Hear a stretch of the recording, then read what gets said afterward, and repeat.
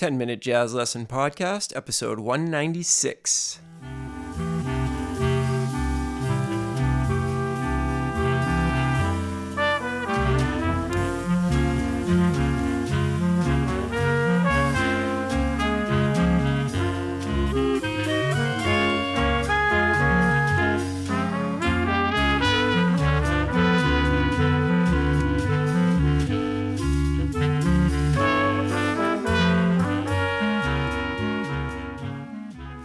Hey everybody, welcome back to another episode of the 10-Minute Jazz Lesson Podcast. This is episode 196. Thank you so much for joining us. If you're brand new to the show, my name is Nick Manella. I'm the creator and host of this show, and we hope to give you a short and usable jazz lesson to help you become a better improviser each and every Friday here on the podcast. So welcome in. Now, before we jump into the show, like we always do, wanted to let you know about our Patreon site. That is how this show is funded 100% through your kind donations each and every month. It only costs you $3 a month to support this show and get every single PDF that we've ever done, along with a lot of extras, putting the finishing touches on the brand new 10-Minute Jazz Lesson Podcast ear training episodes that are going to be available exclusively to those Patreon members, and that is coming here at the end of February. The first one will be coming out that last week of February to get you into your ear training, and of course we've got all that other valuable stuff over there. Really, the PDFs are kind of the meat of these episodes, and you can file those away and either work on them as they come out or save them for a rainy day when you're looking for something to practice. Got to thank a couple of people this week. Thank you to Gavri. I'm sorry if I'm totally butchering your name, Gavri, and William for joining up this week and becoming members of the 10-Minute Jazz Lesson Podcast family. If you would like to join up, and we would really appreciate that, head over to our website, 10minutejazzlesson.com, click on one of the Patreon banners, and get yourself into the club today. All right, let's jump into today's episode. So today we are continuing our lessons on melodic fragments. Just to review a little bit of last week's episode, we're dealing with these 3-note scale segments, these 3-note melodic fragments, and what we're basing them off of is connecting chord tones. So last week we did 3 connecting to 5 by way of 4. We also talked about connecting 5 to 7 by way of the 6. So today we're going to be going over one more 3-note fragment, and then we're going to be talking about how to get some of this stuff to come out in your playing in a creative way. So that's what's on tap for today. So let's start talking about our third melodic fragment. Now this one starts on the 7 and it goes up to the 9th. Now you might be saying to yourself, well, hey, the 9th is not a chord tone. But it kind of is. It's the first extension that we use when we're talking about extensions, and it's one of the most commonly used notes in a ton of chords out there. I mean, we all know how important the 9th is to a lot of the different sonorities that we play in when it comes to improvising. So for the purpose of this episode, I am going to consider the 9th a chord tone. Let's just call it a chord tone, even though it's the first extension. So again, we're using the 2 chord tones, this one being 7 and 9, and we're going to get there by the note in the middle, which is 1. So this is a really great way to use 1 as well, which is a note that, it's a great note. We're going to end up using the root thousands of times in our improvisations, but we know that it's, just not the most interesting note in the world. This is a great way to frame 1 by using it as a passing tone to get from 7 to 9. So there's another advantage to this little 3-note fragment. So as we talked about last week, we are using a B-flat concert blues to practice this stuff. You can use whatever tune you want, but we're just going to base it off of the B-flat blues because it's so familiar to us, and it gives us a taste of a lot of different qualities of chords, dominant chords, minor chords, stuff like that. So let me play the first exercise on your PDF this week, and this is 719. And when we have two measures of the same chord, like measures 3 and 4, we're going to go up 7, 1, 9, and then we're going to come back down 9, 1, 7 to get you a little bit of a taste coming from either direction, ascending and descending. So here is this first melodic fragment of this week played over the blues.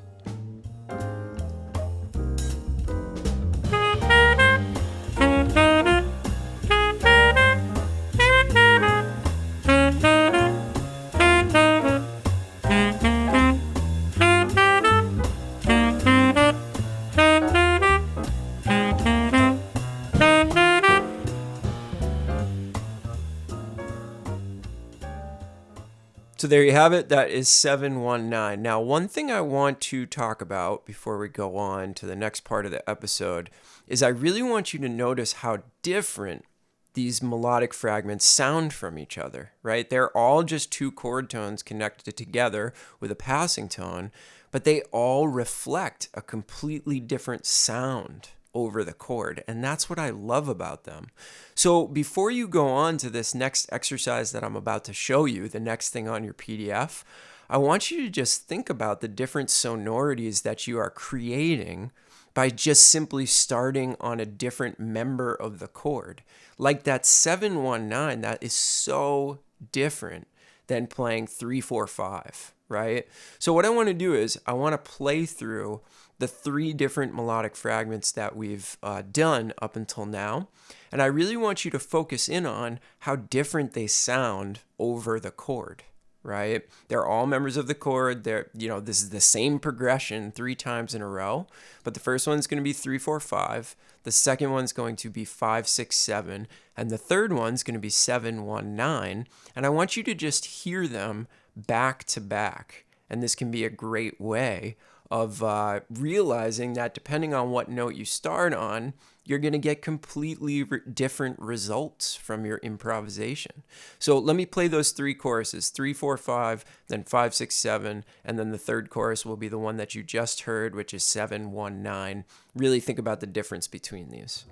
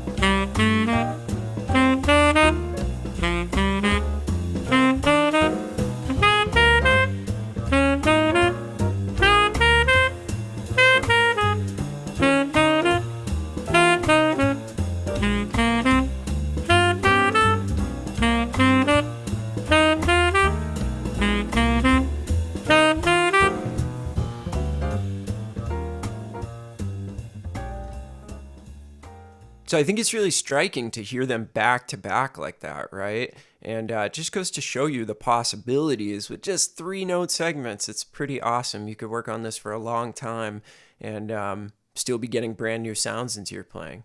So now we want to talk about, mixing them up, not at the chorus level, but actually mixing them up within the chorus. And that's going to give you some serious flexibility.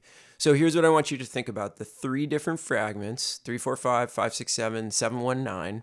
And I want you to think about ascending and descending. So what I've done is I've prepared one chorus of just kind of like an example for you. So you could hear what it sounds like when you start mixing them up in action. But ultimately what I want you to do is play over a blues that's much slower.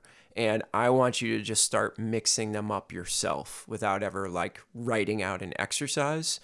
Just use the exercise as an example and then go and do your thing, which is obviously going to take a lot longer. And I want you to think about this more slowly than this particular play along, which is pretty fast. All right, put on a much slower play along. So here is the second exercise on your PDF this week. And again, this is just an example, but really listen now, we're mixing them up all the time and we get some really interesting sounds depending on which chord tone we start on and which direction we decide to go.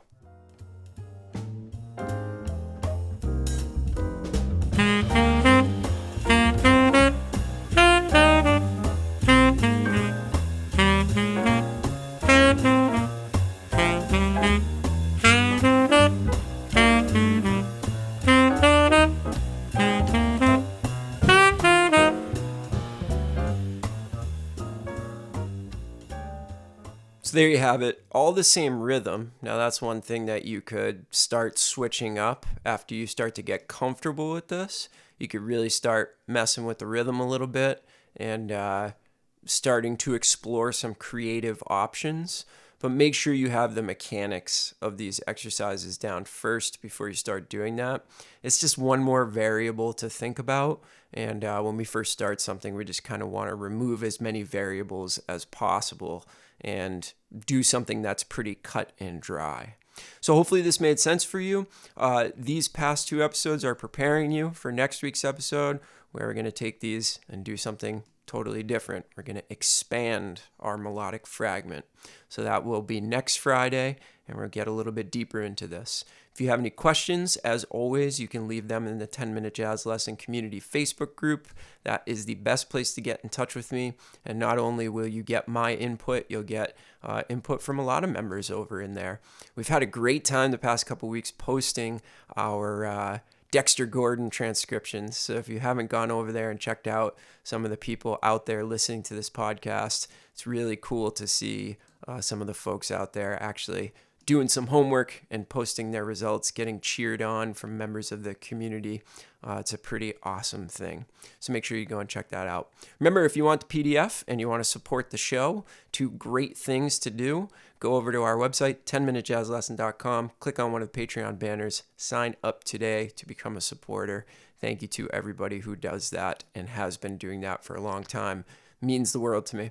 All right, everybody, we'll see you next week. I'm going to close out the episode by playing some of these 3-note fragments kind of freely, ascending, descending, maybe even switch up the rhythm a little bit. All right, have a great weekend. Talk to you soon. Bye.